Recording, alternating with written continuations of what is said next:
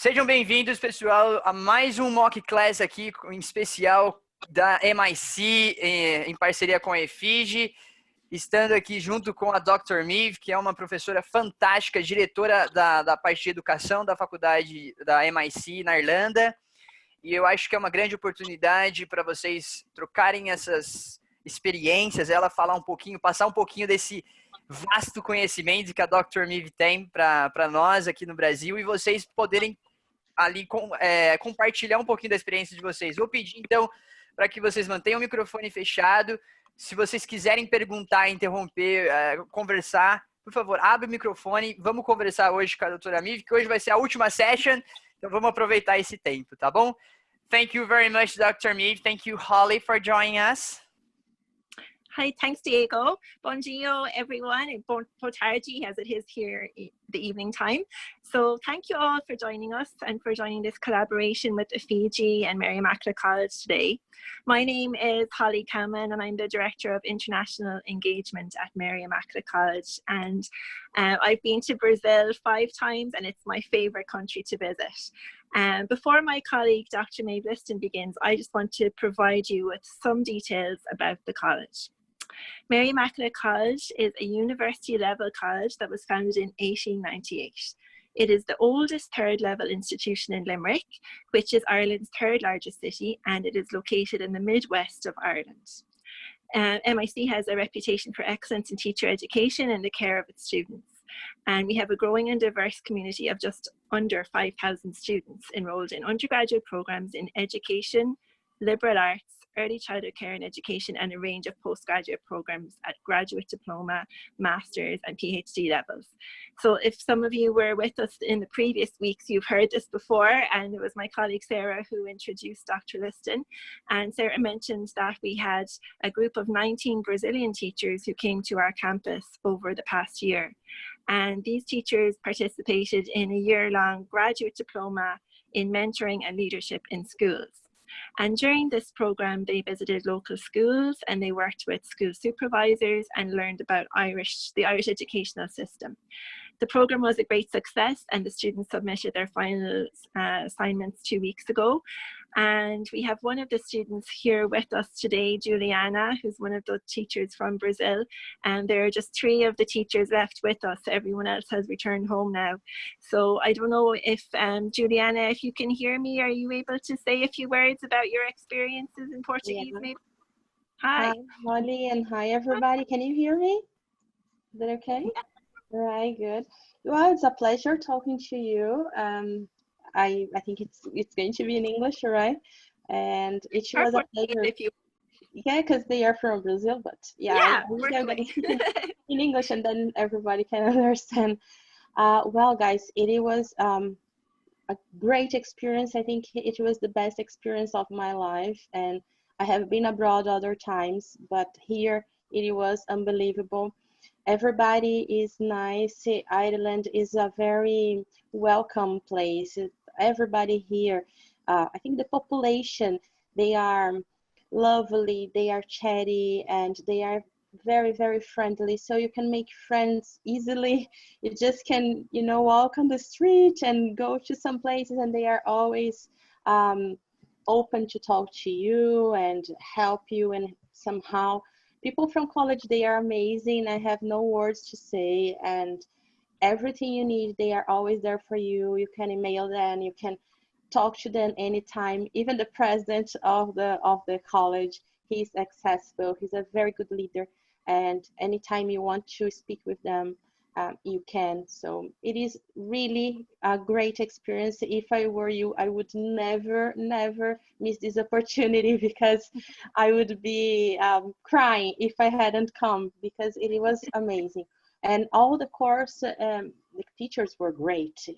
The quality of the teachers, it's amazing. We learned a lot. We could share our experiences here, and it was always welcome to hear about our background, and they were always motivating us to share and to participate of all the events, conferences, and everything that the college was promoting. And during my time in here, they were promoting lots of events and get together, and they were always inviting us to be together with them all the time. So I can't complain at all. So I am very grateful for this opportunity to talk to you and for being here for one year.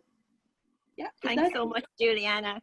I only asked Juliana at the last minute to speak, so thank you so much for being available and coming and talking to us.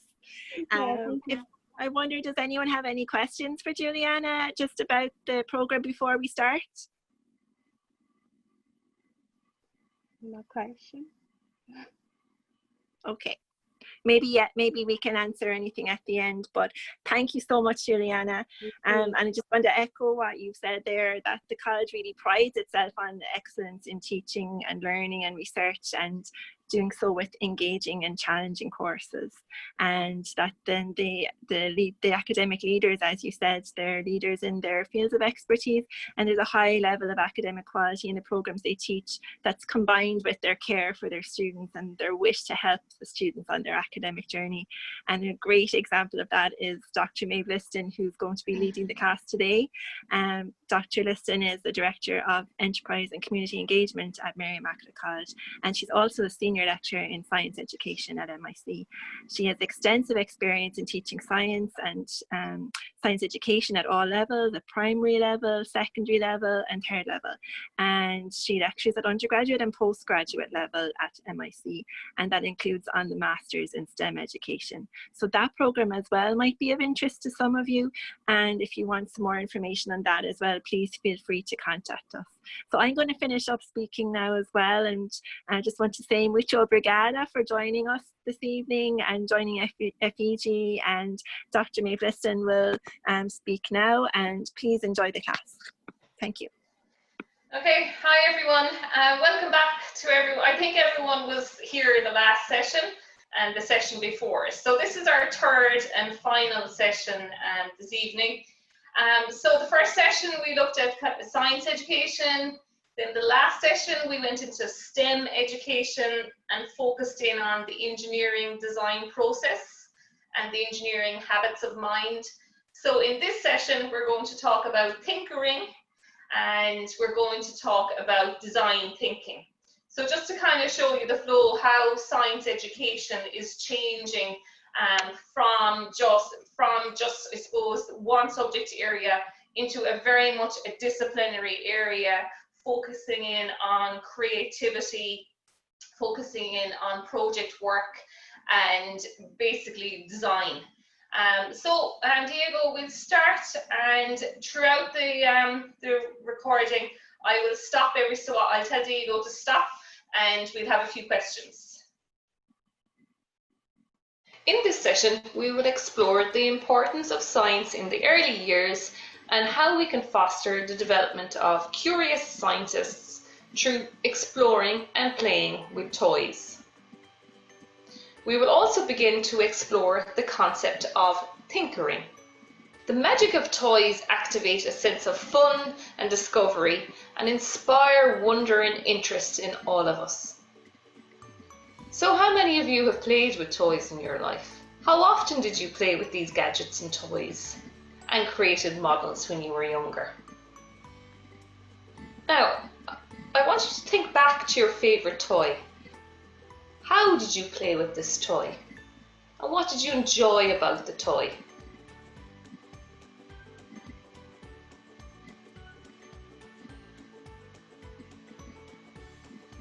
We will come back to this question later in the session. So just always think about your favourite toy and why was it your favourite toy? Young children learn in a holistic way. They do not see the distinction between work and play, between language development and scientific exploration. Play is the work of a child, but play is also the process of doing. It's the process of exploring, discovering, failing, and succeeding. Play allows children to engage in problem solving through exploring how things work, considering possibilities, and trying things out. They develop their initiative, their investigatory, and their problem-solving skills. Play can also involve children participating in imaginative play, developing their imagination, their inventiveness, and their creative thinking skills. Here was a session which I carried out, just designing and developing children's aeroplanes. We carried it out in a local museum, flying boat museum, and the children absolutely loved it. I also have carried out sessions on making paper airplanes with my pre-service elementary teachers, and they also get as much fun out of it as the young children. The main reason for teaching science is to extend children's innate curiosity and their natural urge to explore their immediate environment. Scientists are curious, they seek explanations. Therefore, as I have said before, science is a way of thinking and doing. It is concerned with asking questions and finding ways to answer them. Anyone who spends time with children just knows just how inquisitive they are about the world. We're all familiar with the simple but thought-provoking questions from children. What's that, or why? Children should not be afraid to ask the question, but why? But it's up to us to provide opportunities for children to start asking the question why. And vice versa for adults to ask questions why, or children why. Playing with children using toys provides us this opportunity to foster children's own curiosity about the world around them. When investigating how toys work, an emphasis can be placed on developing a way of exploring and thinking about the toys, and on developing children's scientific skills.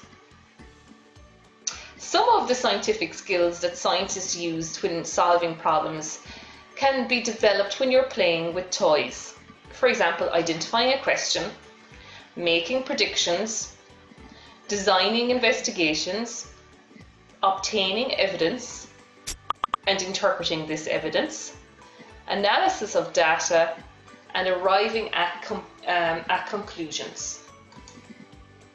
So the magic of toys activates a sense of fun and discovery and inspires wonder and interest in all of us. They make us think about their design, what they are made of, and how they work. For example, a pullback car.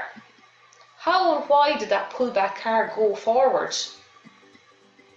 Or how does a wind-up toy work? When playing with toys, we often find ourselves wondering further and asking even more questions. Like, for example, I wonder if I place that pullback car on a different surface, on a different floor, would it go faster, or could I get it to drive faster or further? And I wonder, is there any way I could get that wind-up toy to stay going for longer? We can then plan a test to test our ideas and carry out an investigation, observe our findings and arrive at conclusions. So actually examining and playing with toys allows children to practice their true nature of science.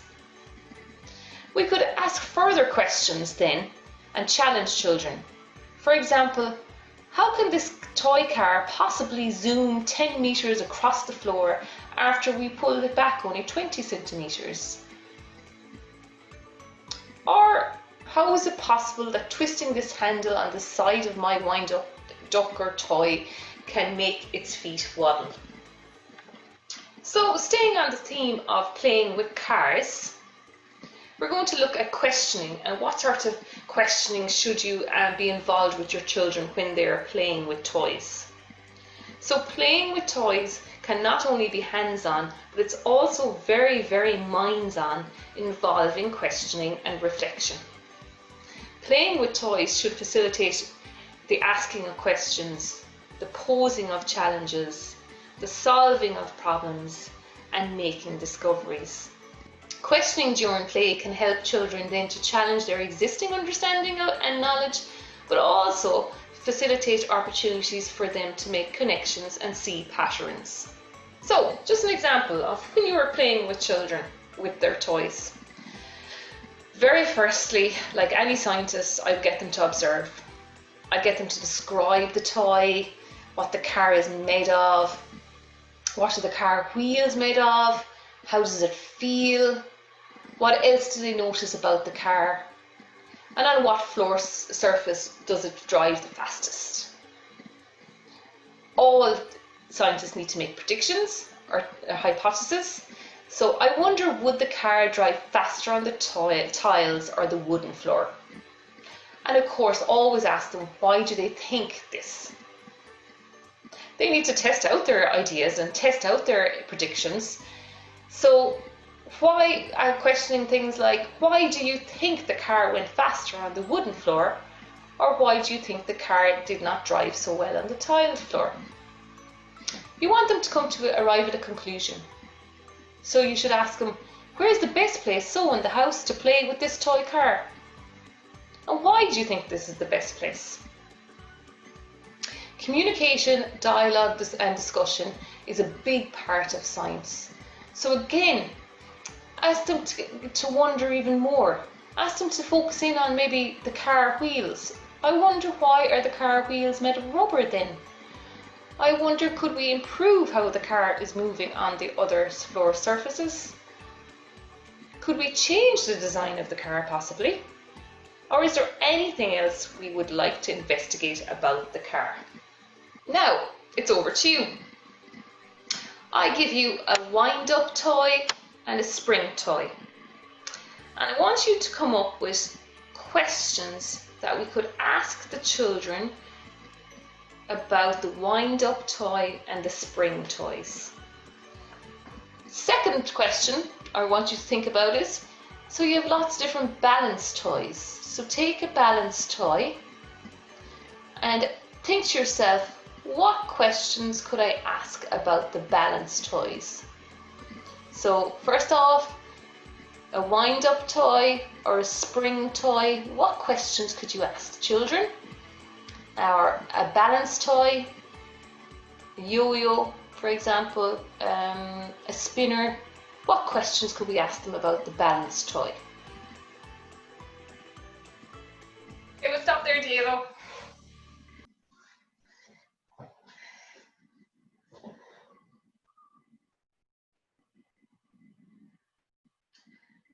Okay, so I've just kind of started talking about how you can actually be very scientific with your children just using toys. And I know Diego was saying there's several people here that are even teaching kindergarten, so this is great. So we have a wind-up toy or as a balance toy. Where would you begin? What questions or what challenges could you give the children if you have them in the classroom? So you allow them observe, feel the toy, look at what it's made of, but how do you bring it to the next step then of how do you make it more of a scientific interaction with the children? What questions could we ask them?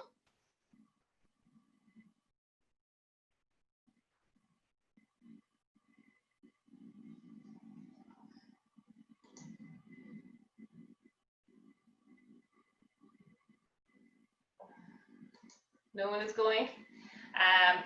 I suppose just as while you're thinking about it, I know I'm after putting you on the hop there, but I Sorry, suppose. Professor, we do have one question here. Yeah. Jonaina said, "How does it work?" Yeah, exactly. So you're looking at, I suppose that's why I like the wind-up toy. Because, you know, remember in the last session, and we'll be talking about it again today, it's very, very important that they envisage the design of it and they envisage how does it work. And why I chose the wind-up toy to show you and the balance toy, they're very traditional toys. So actually traditional toys, you can see much more clearly the design element in, you know, some sort of a wooden toy, something very basic. They will love to kind of figure out what's going on. I remember when my brother was younger, my mom came into the sitting room and he had the telephone. He broke the telephone apart because he wanted to figure out who was inside speaking. You know, so they're very, very inquisitive, and children are trying to figure out how does it work. So exactly, Janina, the wind-up toys and even the balance toys, they can be quite good to try and figure out what is going on.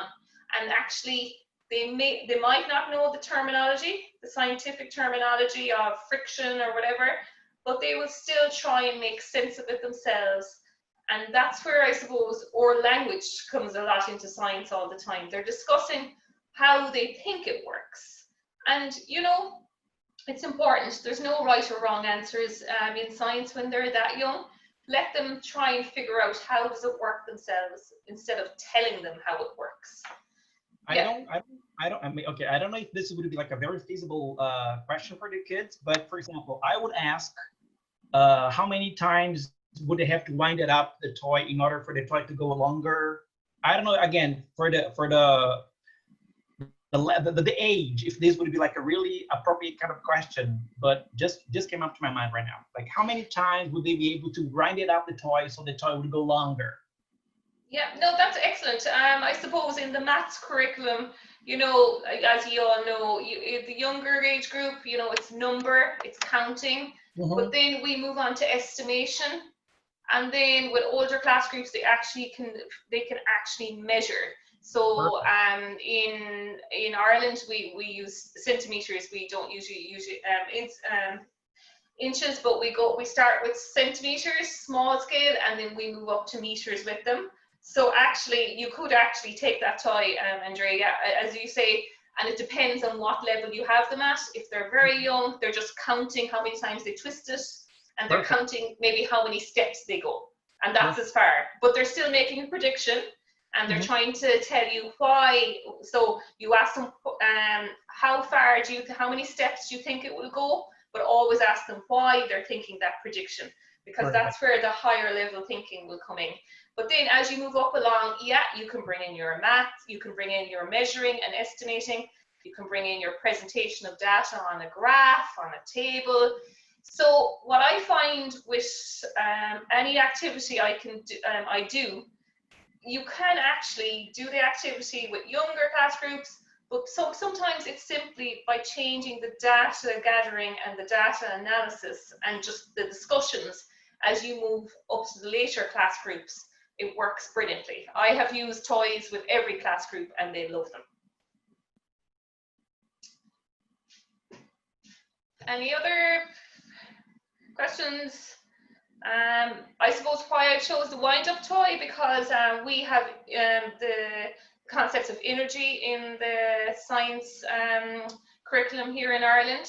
So in energy, we look at just the overall concept of energy. We look at springs, and then of course, you know, heat, light, and electricity are forms of energy as well, and sound, of course.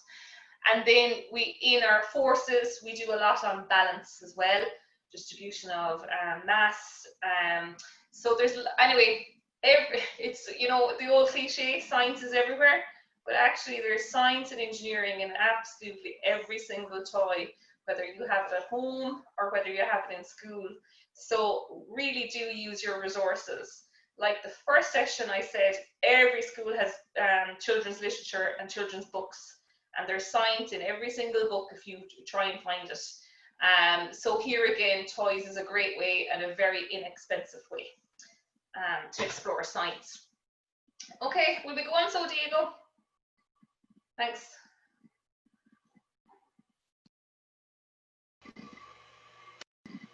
So as can be seen, when investigating how toys work, an emphasis can be placed on developing a way of exploring and thinking about the toys, thereby developing the child's scientific process skills. During playtime with children, consider asking thought-provoking questions that really engage and challenge children through making observations, predicting, testing their ideas, and arriving at conclusions. It is so important that we include discussions and dialogue with children during play activities to develop the children's questioning and inquiring minds. The most important part of any playtime with toys is to allow the children lots of time to observe and time to mess about with the toy, standing back and looking at all the toy's features, how it moves, how it reacts, if you push it, if you pull it, look at the design, and testing the limits of the toy. So I spent a lot of time on this process, describing the toy, what is it made of, how do they think it works, getting plenty of time spending playing with the toys, figuring out how does it actually work, and how do they think the toys were made. So now we're going to introduce the concept of tinkering. Scientific exploration is best cultivated through experiences that build on children's experiences and interests. Toys can be described as provocations.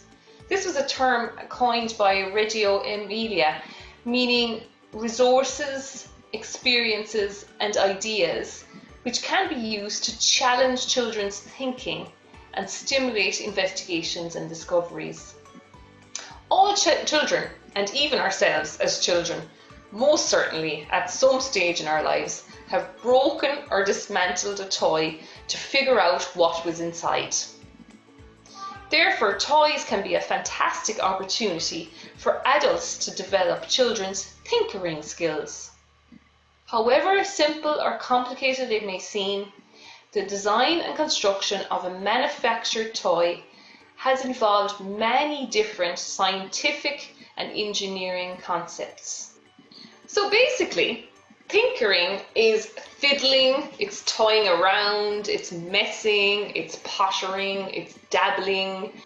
It is playful experimentation, and it's just giving things a go and learning from your mistakes. So tinkering, when we're tinkering about toys, we're looking at how does it work, but how can we make it work better?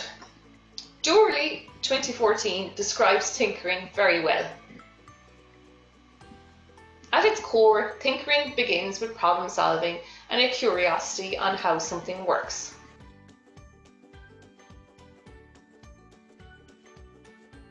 Playgrounds are also a great place for children to tinker.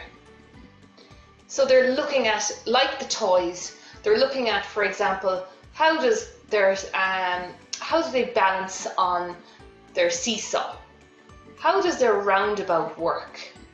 How do they slide so quickly down the slope of the slide? And how do the swings work? How, if they push faster or if they push harder, will that make them go faster? If they push more lightly, will that make them go slowly? They can look at what type of clothes is the best to wear when you actually want to go down the slide. So toys and playgrounds allow children to tinker about how things are made, but also while they're tinkering, they're learning key concepts of forces, such as friction, such as balance. They're also learning lots of different concepts in energy. So I want you to think back to the questions I asked you. What was your favorite toy when you were younger? And I want you to think about, why was it your favorite toy? What were you thinking about? What tinkering occurred when you were playing with that toy?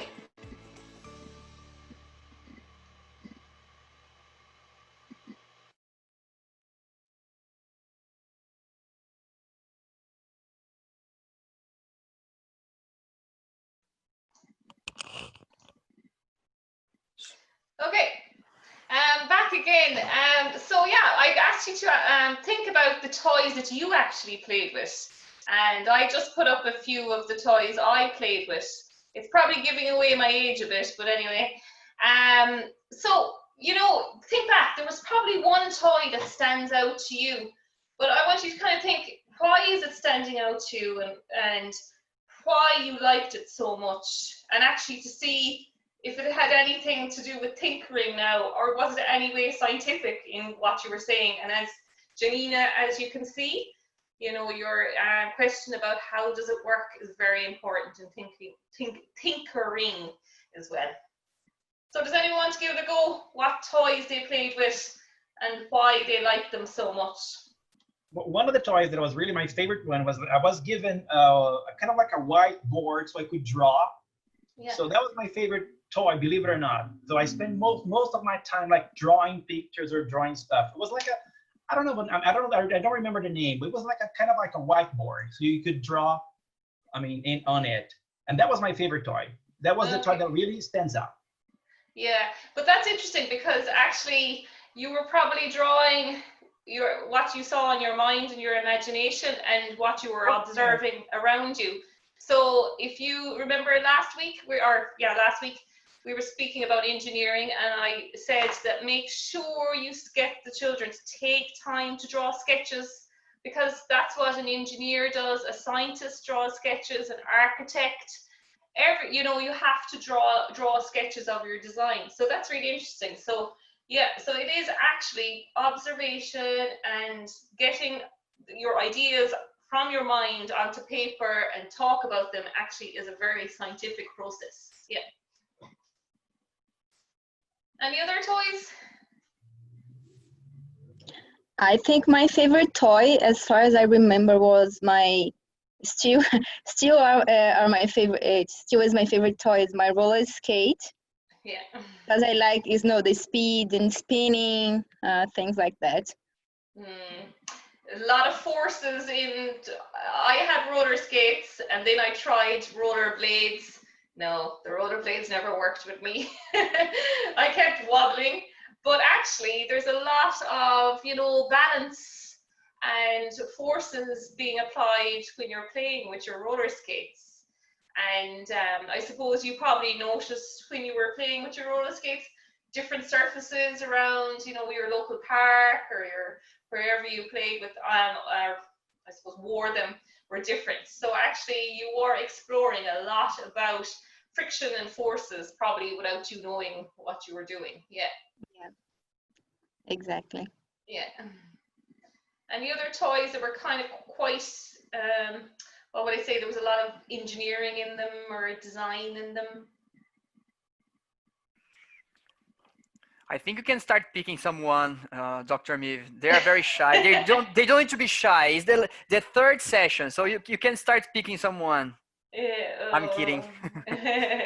Yeah, but I suppose, you know, even at home, if you have children at home, or if you have toys in the classroom with children, just look at their thought processes and kind of look at them tinkering. So it's kind of I don't know, you might have heard of the word tinkering before. So it's the same thing. It's messing about, it's taking things apart, it's putting them back together again. It's very, very hands-on then as well. Yeah, okay, so the next part of the session, we're going to look at design thinking. So we're going from tinkering now to design thinking. And I want you to look at a project I carried out with a school in Ireland, but where I took the engineering design process, but I kind of mixed it with the design thinking process. I think it was Maria, or was it Bertili? Bertili, you did design thinking with your class. You did a great session with your class. I'm going to kind of look at it as how would you introduce design thinking with younger class groups, and we can have a discussion then around, I suppose, how actually Bertili, the design thinking and the engineering design process are actually quite similar. So what you'll find in education is there's all these new, you know, pedagogies and new strategies and new terminologies, like for example tinkering. But sure, we all do tinkering. We're all, you know, we all promote tinkering in our classes. Sometimes, you know, there's so much terminology, but you know, you have identified here in the last three sessions actually, oh, I do that, but it's just a name. It's just I suppose a label that are given on strategies. So Diego, we'll stop every so often. I think I have a few questions, so we'll stop and start. Yeah, okay. So you play it there, Diego, please. This session will look at designing and building toys, a model of incorporating both the engineering design process and design thinking processes into the elementary or primary school class. Following on from previous discussions on how playing with toys can foster curious scientists, I'm now going to expand on the concept of tinkering and tinkerers. When children are deeply immersed in play activities, they are tinkering. Tinkering begins when you are very young. As children, we all probably wondered, why did the Jack in the Box jump up? Or where were the people inside the TV screen? Tinkering is a mindset. It's a playful way to approach and solve problems through direct experience, iteration, experimentation, and discovery. Basically, it's about figuring out how things work and reworking them.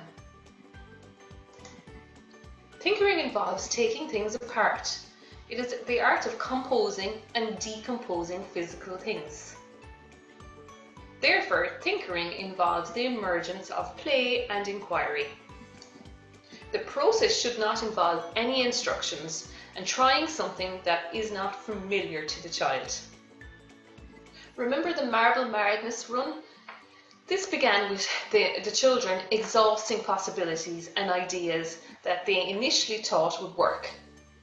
Then to begin to ideate, further discussions, drawing diagrams, and tinkering and iterating after failures.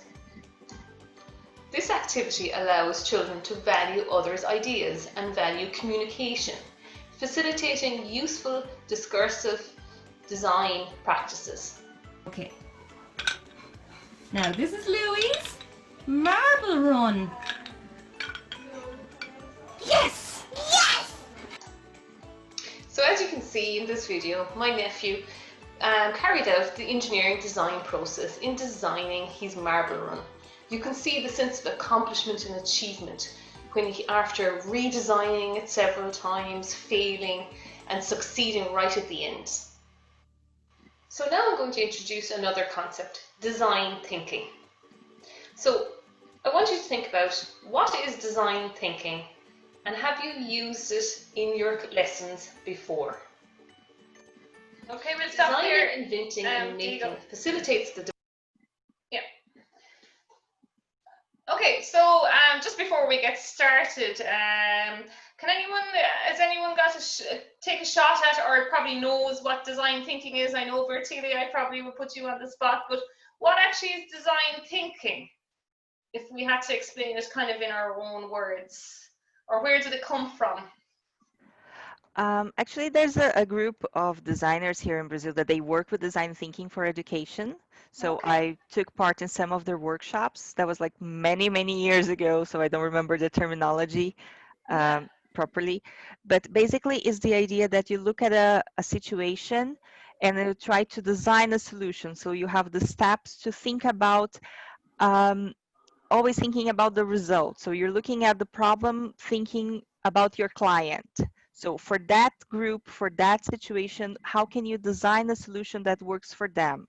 It's very personalized. It's something that you look at the situation and you look at the problem, thinking about what kind of design you can create in order to help them improve a situation somehow. Excellent. Yeah, that's exactly what it is. Design thinking, you always have the user in mind. It's always it's designing and develop, whether it's a product or a service, but you're always having the design, the person who's going to be using it in the center with you at all times. So you're not inside in a lab as an engineer designing, for example, a chair that no one will sit on because it's not comfortable, so it has to ensure that there is actually a very important part to the piece of the process, and that's called empathy. So empathy in the engineering design process that I just showed you there, you know, for children, it's ask, imagine, plan, create, and test. But now there's another piece that maybe should be brought in, especially with children, and look at the empathy piece. Look at, you know, how other people feel, how other children feel about things. So looking at the user and the end product. And design thinking started off as engineers use design thinking, but then it's as I said last week, a lot of businesses and multinational companies are taking on board design thinking now as well.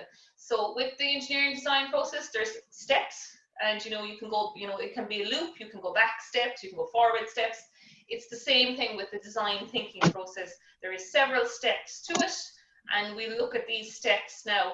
But what I'm trying to bring in, I suppose, a bit more into my classes was, I was finding I was asking children to design something, and they'd go off and they design something, and there was like, because, and then I'd ask them, why did they design it? And a lot of the time they were just saying, because I like it, you know, I wanted to, you know. And I found after a while, it was great. I had got them to the point that they understood engineering and the engineering habits of mind, but I felt I was missing something, that I kind of felt that, okay, why else would you be designing something? You know, I suppose the importance of engineering, the importance of architecture, the importance of scientists. They're solving problems, not just for the sake of it or for themselves, or just because they wanted to. They're solving problems that they really see and need to solve. So that's why then I started looking up the design thinking process, and I just thought, okay, it brings in more of the empathy piece that I'm trying to get across to my children. Yeah, so we'll keep playing. So Diego.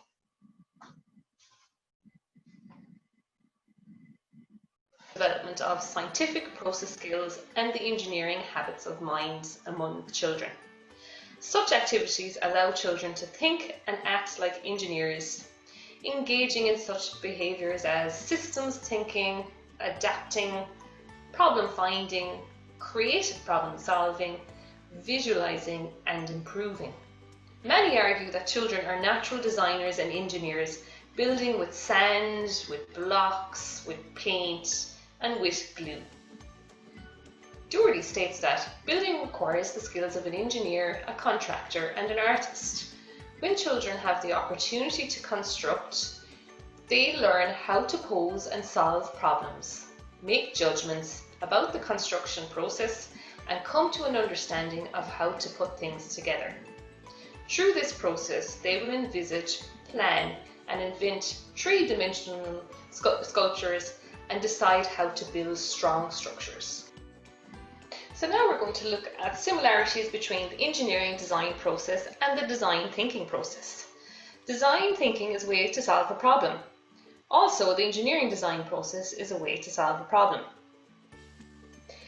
Design thinking, however, places more of an emphasis on the process rather than the product. A pedagogical framework of design thinking, designed by Stanford, involves 5 stages: empathize, define, ideate, prototype, and test. The empathy step can be easily worked into the engineering design activities. That is, emphasizing the importance of research, empathizing with the user, narrative and stories on the user's experiences, and gathering qualitative data. There are many similarities between the engineering design process and the design thinking model. However, empathy is more explicitly addressed in the process of design thinking. So I'm going to explain and describe a project that I was involved with 5 different primary schools in Ireland. So children aged between 10 to 12 years old worked on a project over a 6-week period, designing and developing their own toys. The science of toys was the approach used, as everyday experiences provide a rich base of knowledge and experience to support conceptual change in science. So I gave them a challenge at the beginning of the 6 weeks. Their challenge was, your local toy store wants to add to their selection of toys. They would like to have more interesting, fun and interactive toys for 4 to 6-year-old age groups. Can you design a new toy that the toy store can sell for 4 to 6-year-old children? Their set conditions were they had to design and build a toy for 4 to 6-year-olds, and they had to try and use as many recyclable products as possible. So the ask and define stage of the engineering design process and the define stage of the design thinking process are very similar. Now back to our engineering design process and our design thinking processes. Where would we begin now? So we've defined the problem, we've asked them the problem, but where would you begin? Think about it. We have the challenge. Where would you begin with the children? The engineering teams explored ideas and I'm giving away the answer. Okay, so yeah, so they've got their challenge now. So where would you begin? So their challenge is to design. So what were they? They were 8 to 12-year-olds, and they were asked to design toys for the 4 to 6-year-old category. So where would you begin in the class? So they're given their challenge. What would we do next, I wonder? I would ask the children what do 4 to 6-year-old kids enjoy, what kind of toys they like, what do they remember from when they were that age, if they have little brothers, little sisters, what kind of toys they think would be appropriate for that age group. Yeah, excellent. So it's all about their research now. And I suppose, as you were saying, Bertile, it's about trying to understand their user. So that's why it was important that I said to them this time round, you were designing, making a toy for 4 to 6-year-olds. You are not designing it for yourself, because that was hugely important, because they would all go off and design toys that they like themselves. So yeah, so they would, one part of it would be that, yeah, they could have discussions in the classroom asking, you know, when they were younger, what toys did they like and why they liked them. Is there anything else they could do? So they're exploring their 4-year-old self. What else could they do?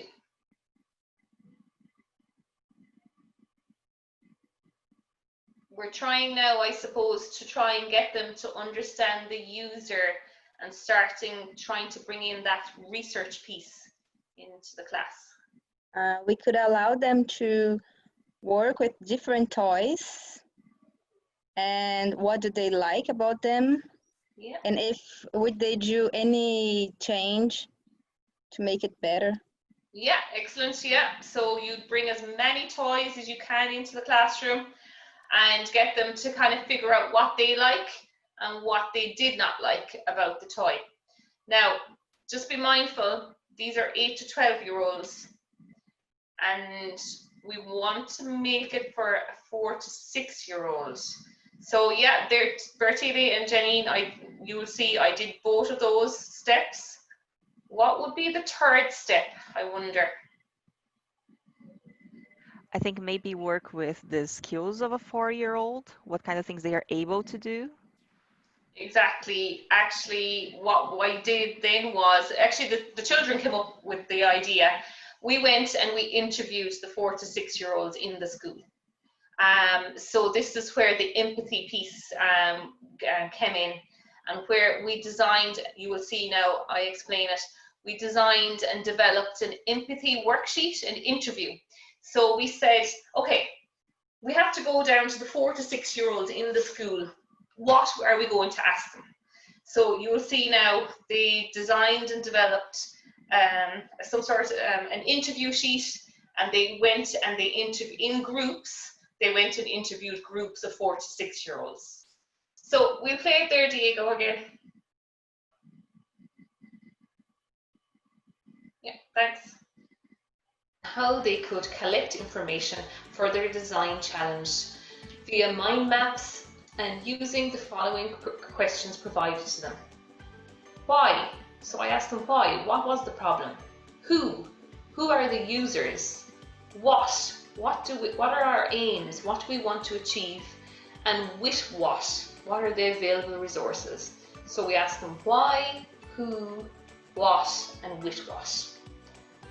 They then discussed how they could learn about the users, the 4 to 6 year olds, and who should be involved in this design challenge. From this, they decided to interview each other on their favourite toys when they were younger and recorded their findings. And they also decided to interview children from 4 to 6 years old in their school. The whole class group together designed an empathy template and conducted these interviews using the template. Here is the template. The questions we asked the 4 to 6 year olds were: what is your favourite toy and why? Where do you usually play with your toys? In what room?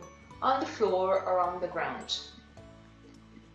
We give them time and give the children time then to play with a variety of toys. And then we ask them again what you like about these toys and why. After allowing time for the children to play with a variety of toys, they also asked, what did you dislike about the toys? And what would you like to change about these toys? Always asking why. After interviewing the 4 to 6 year olds and interviewing each other about their favourite toys, they decided the next step in conducting research and collecting information should include exploring what toys are available out there. So the teams carried out further research by playing with a wide variety of manufactured toys, exploring many scientific concepts involved in the design and the functioning of toys. For example, magnetism, circuits, simple machines, movement, and energy. The teams played with the toys, figured out how they worked, and explored how they could improve the design of the toys or improve how it works. They also carried out research on traditional toys and how they were designed and constructed, asking older family members about toys they enjoyed playing with in the past. They then have to analyse all of the data that they had retrieved from interviews and observations. They evaluated their findings and summarised this information. They then further defined their design challenge to suit the needs of the children they were making the toys for. So now we have spent time on the ask or the define piece of the engineering design process and the design thinking process. We've also looked at the empathy piece and spent a long time on the empathy piece. So now we have to go to the imagine and the ideate pieces of both of the processes. So what would you do next with the children? Okay, stop there, Diego. What next activities you would do for the imagine? So I actually forgot to say as well, in the empathy piece, we actually looked at traditional toys and we actually asked older, like their parents or their grandparents at home as well. So we spent a lot of time, and that's what I'm trying to do with the children, try and slow them down, because all they wanted to do was make the toy. So I was trying to get them to understand that, you know, to think like a scientist and engineer, you don't just jump in, you have to do your research, and you have to have a clear understanding of your users and why you will be designing what you will be designing.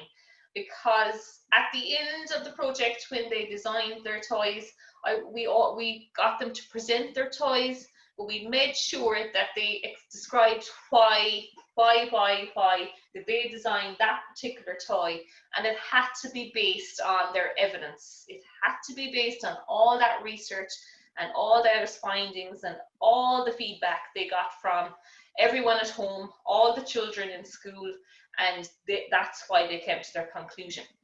So now they're working in groups. They were working about groups of 3 or 4. And now we're on to the imagine and the ideate phase. So what do we need the children to do here? I probably mentioned it earlier on anyway. So they have to imagine.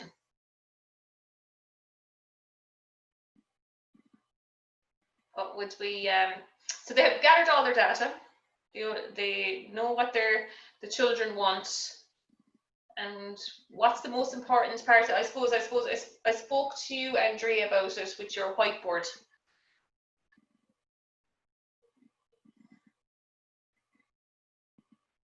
So I suppose the ideate phase, and you'd have 3 people or 4 8 to 10-year-olds now in the group. But the problem was then they all had their own ideas. So what we did with the ideate phase is they brainstormed, and on Post-its or on little pieces of paper, they had to come up with their solution, what they wanted to try and make for the 4 to 6-year-olds. So the ideate and the imagining and the brainstorming was the next part of it. They learn a lot of negotiation skills here. They learn a lot of collaboration, and also hugely important, they learn to respect each other's ideas and solutions, and that was hugely important. I had to spend time on this with them as well, that they all appreciated, and they did not, I suppose, put down anyone's ideas. Everyone's idea was correct. We never said no to any idea, but they had to decide which idea would be the best for them. Was it a very, very tough decision? Because, for example, I know that sometimes kids, they can be very rough and very tough. Because, I mean, I know that everybody came up with different ideas. And I know that, I mean, it was a very impressive exercise for you, as in collaboration, respect, and all that jazz. But I know that at the same time, there's only one student that say, oh, my idea is the best. My idea is like the best one. How did you manage to, I mean, how did you manage not to favor only one student, but to favor everybody else? Yeah, I suppose the groups were kept small. That's hugely important for this exercise. I kept them small. I also, I suppose, you know, some people might disagree with it. They chose their groups. So it was a peer group, and they were with their friends. Rather than, you know, I felt it was the best way to go with it, that because they kind of have a respect for each other already, and they kind of like each other, and you know, they mightn't necessarily be, you know, that argumentative with each other. But I did, oh, Andrea, there was so many. Actually, some groups actually in the end designed 2 toys. So not very many now, but some of them did. And you know, the class teachers just said, okay, we just have to leave this happen. It's not going to happen if we don't allow 2 different toys to be designed and developed within the group. So yeah, it was a difficult one, because everyone thought, you know, their idea was better. But again, I was trying to bring them back. If that happened, we brought them back to the feedback from the 4 to 6-year-olds, you know, and said, but they said they like this, or the 4 to 6-year-olds, why I put in as well, where do you play with it? How do you play with it? So I was trying to get from them, you know, they prefer to play with toys on the ground. So if you're designing and developing a board game for them, they don't want the board game. They have told you they want to play on the ground, you know, so things like that. So we kept coming back specifically to the feedback from the 4 to 6-year-olds. And actually, yeah, you know, in the end, they kind of went, okay, yeah, okay, they probably won't want this, you know, so that was important. Okay, thank you. Okay. And usually they find a very creative way to mix their ideas, right? In my experience, they always try to, okay, a little bit of my idea, a little bit of your idea, and then negotiate, and they come up with very creative ways of putting everything together. Yeah, sometimes it doesn't work, but it's a very interesting process. I was just going to say that, but they actually learn from their mistakes. And I think failure, you know, I think I've mentioned that before in tinkering. Failure is a huge part of it. You know, my little nephew there, you saw him with his marble run. You know, I think he was only 3 at the time, and yeah, he was failing and he was getting frustrated. but he learned so much more about the failure than actually getting it right the very first time. So yeah, it was interesting there. So Diego, will we keep going? So, because I'm conscious of time as well. Yeah. And the ideate.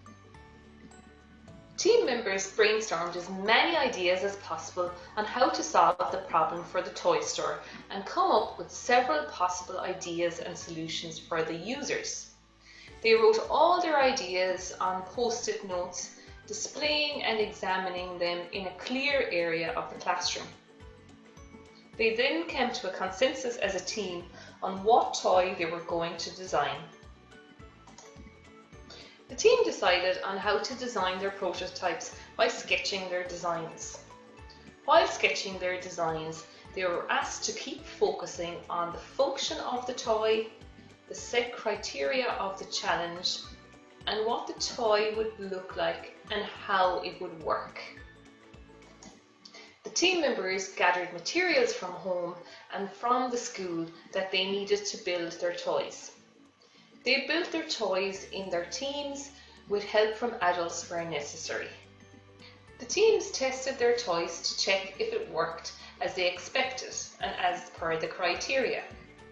They presented their toys to children aged 4 to 6 years old in their school.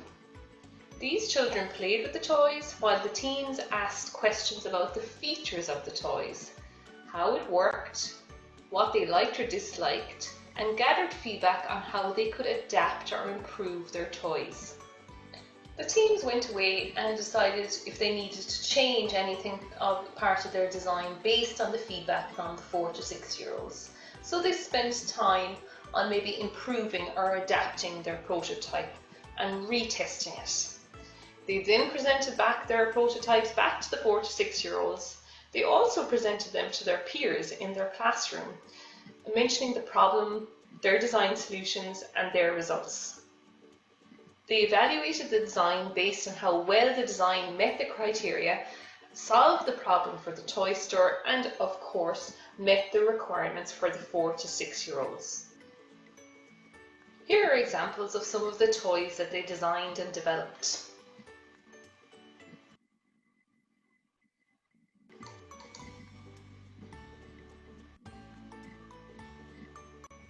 Feedback from the teachers was very positive. Some of their comments included, the children really enjoyed exploring the toys and testing them out. They also discussed how it works and how they could improve the design. Children love these activities. They enjoy discussing the different forces at work and figuring out how the toys might have been designed and made. Children engaged very well with the activities. They enjoyed it and learned many skills in scientific and design concepts. Also, one teacher stated, my own knowledge and confidence to teach STEM and STEAM has increased. The children's knowledge really impressed me. Teachers found the project challenging, playful, enjoyable, interesting, motivating, active. So the Science of Toys project involves so many different pedagogies. It involves STEM, but also STEAM. STEAM activities encourage developing the imagination and creative practices of the child. All key characteristics of inventors, scientists, engineers, mathematicians, and artists who carry out projects that blur the boundaries of technology, science, engineering, mathematics, and craft. STEAM also includes ways of learning that students enjoy, such as design, computer graphics, performing arts, creative thinking, and playful problem solving when exploring designing solutions. Arts-based learning has emerged as an experiential and interdisciplinary approach to STEM education that is increasingly seen to offer a distinctive new set of tools to advance creativity and engagement among STEM. Design thinking was incorporated into this process, and I really like Goldman's description of design thinking. It's a mixture of materials and elements that may not shine on their own, but that dazzle when combined or set in motion in a particular configuration. The point is to connect students to a structure for learning that acts as a multiplier, mobilizer, and magnifier by creating reflective and crystallized views of the many facets of any concept under design. Like the elements in a kaleidoscope, students shine when put into action in creative problem solving. We included the engineering design process, of course, which was first and foremost linked with the design thinking process for the Science of Toys project. We also just looked at making, designing and building.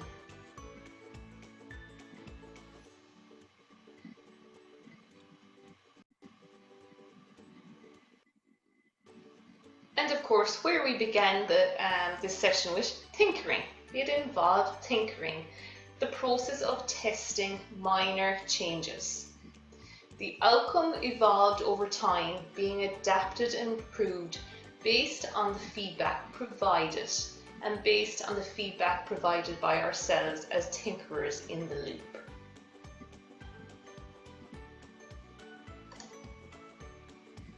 And of course, as you can see, creativity was a huge part of this project. Jordi explains a good creative experience is one that gives children the opportunity to solve problems and think independently. When a child exercises flexible thinking in a project without a predetermined outcome, then the experience is a success. The children were asked to describe the Toys project. They mentioned words like creative, challenging, scientific, interesting, and fun. They also mentioned words like joyful, amazing, funny, complicated and difficult, and goofy and gigantic. Toys are a wonderful way of introducing children to the world of designing and engineering, integrating science, technology, engineering, art and mathematics together through the design and development of toys inspires creativity, inquisitive thinking, inventiveness and teamwork. The children really enjoyed experimenting and the freedom to make using their creativity and imagination in a supportive environment.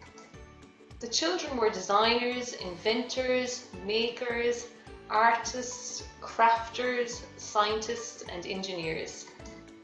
This engineering project created the children's desire to learn more about toys, something that they would have all experienced in their everyday lives. The project involved experimental play, designing and making toys, where it was safe to try things out with no or right or wrong answers. This in turn developed their persistence, figuring out one way or another what they needed to do and learn, and developing resilience to try again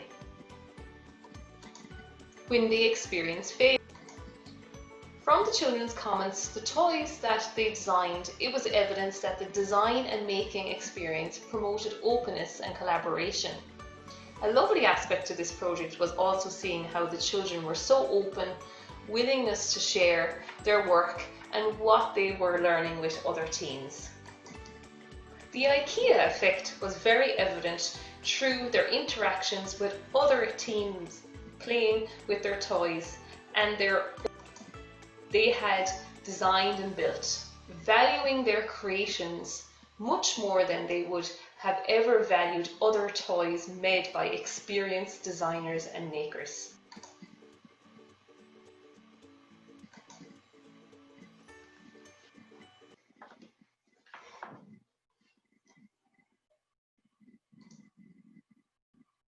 Okay, just to go back there, I should have said those photos, what we did was we got the children to showcase all their toys in the school hall, and they invited all different class groups, and of course the 4 to 6-year-olds, and parents came along as well. That day it was absolutely fantastic because, as I was saying there, first of all, you could see the collaboration between all the different team members in the group. They were all there to help each other out. And what was lovely to see was the children went around and played with all the different toys that all the groups had designed and developed. They got so much more fun out, and they appreciated the toys that were made by their peers much more than they'd appreciate a toy that they bought in a local shop. So that was actually quite lovely to see that. And like all day long in the different schools, they were like dragging me over, asking me to, to come over and see their particular toy. They'd stand there proud with their toy, and they'd explain then to me why they designed and developed it, and what was the feedback from the 4 to 6-year-olds. And it was a great sense of achievement.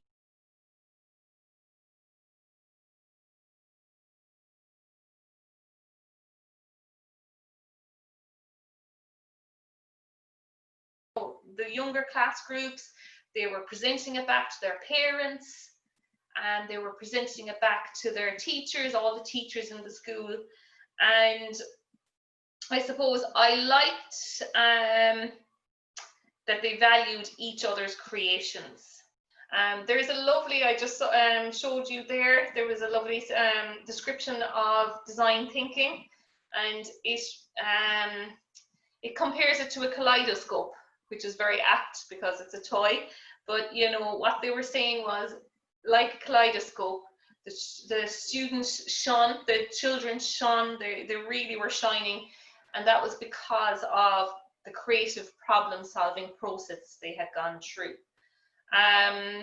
So have you any other questions around it? I know we had to, again, you have all the notes. It's just to go through just the entire process that I did with the school.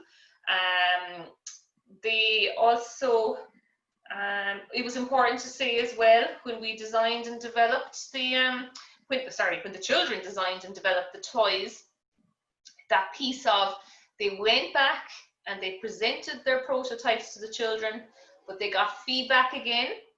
Then they had to come back again into the classroom, take on board what the 4 to 6-year-olds were saying about it, and they had to then alter or adapt their design based on the feedback from the children.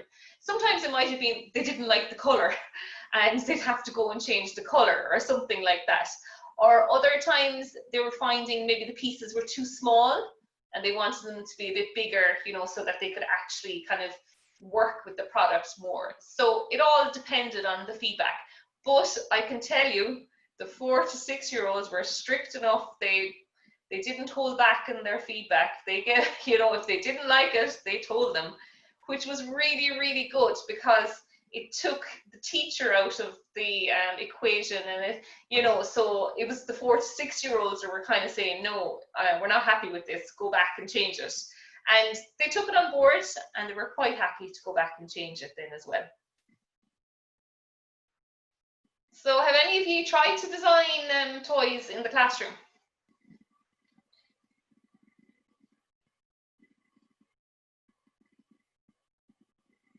Have you ever tried to get your children to design a toy in the classroom? Actually, yes, once. I mean, and not a long time ago. I mean, over the process of the lockdown, we had a class about environment, and then they had to come up with a toy, but using trash, turning trash into toys. It was really nice. Yeah. They came up with amazing idea. It was really nice. It was really interesting because, first of all, we had a class. We had a wonderful class related to, I think it was the Earth Day, I think, if I'm not mistaken. Oh, and then we had a class, and then throughout the class, we were talking about the environment, and then the final project was they had to come up with something, it could be a toy, it could be anything, but it has everything that they come up with came from the trash. Yeah, yeah, excellent. Yeah, that's what I tried to get them to do in this project as well. It was a set Really? criteria. Yeah, Nice. it makes more sense to do it that way. Than, For sure, for sure. Yeah, excellent. Yeah, excellent. And they really enjoyed it. That project, did they, Andre? Yeah. Oh, they love it. They love it. They love it. And they were asking for more and more and more and more and more. Yeah, that's interesting. Yeah, yeah. It's just that it's interesting. The approach I just took was just to get them to design and develop for someone else rather than themselves. Mm-hmm. Yeah, so it just made more sense. And I suppose, you know, with STEM is a real world problem. But you know what? It was a real world problem. A toy store came to them, asking them to be the designers and asked them to be, you know. So it was a real world problem. Last week, you know, we did climate change. You know, obviously that was more of a high level problem. But you know, it's a real world problem to them that they were asked to design this toy for the toy store for 4 to 6 year olds. So they were delighted. Yeah. Dr. Mee. Yeah. Yeah, I have sometimes asked them to do it, but now after your presentation, I think I was not asking good enough questions, not explore. From now on, if I suggest an activity like this, I can explore the materials, how things work. So I was too focused on the final project and not on the process, the investigation. So I think that it's not only what you do, but how you do the things you do in class, right? Yeah, exactly. So I'm finding that as well. And, you know, from our very first session, speaking about, you know, a lot of teachers in Ireland, they lack confidence to teach science. And I'm always saying it's, you know, again, it's not about the end product. It's not about the right or wrong answer. It's about the process. And I keep saying they don't have to be Einsteins. It's all about their engineering habits of mind, their scientific processes that they can understand. Yeah.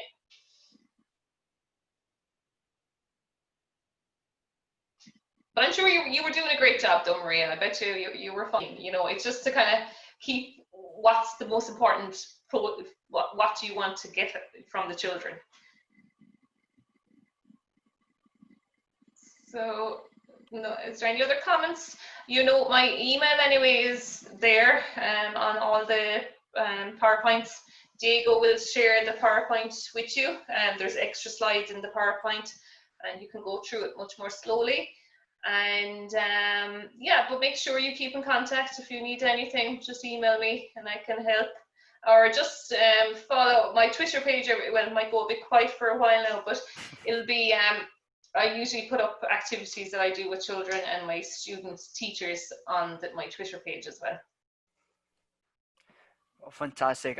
Yes, guys, as Dr. Maybe said, I'm going to share all the presentation today. Maybe tomorrow you guys are going to have all the PDF, the presentation, and then you guys can go through slowly and get some ideas.